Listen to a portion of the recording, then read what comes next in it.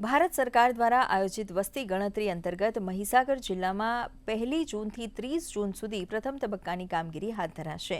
આ માટે જિલ્લામાં 1725 બ્લોકની રચના કરી 2155 ગણતરીદારો અને સુપરવાઇઝરોની નિમણૂક કરવામાં આવી છે।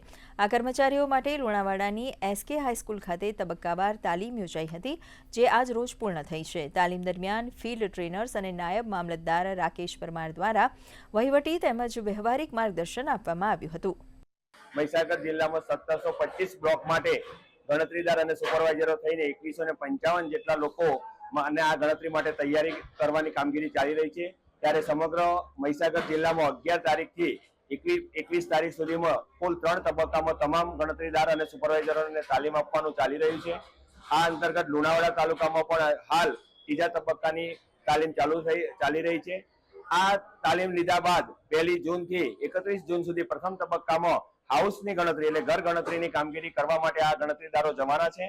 ત્યારે આપણે એવી આશા રાખીએ કે આ ગણતરીથી ભારત દેશનું ભવિષ્યનું આયોજન થવાનું છે। ત્યારે ઘરે ઘરે જ્યારે આ ગણતરીદાર આવે ત્યારે અમે અપેક્ષા રાખીએ છીએ કે લોકો ખૂબ જ સાચી અને સચોટ માહિતી પણ આપે।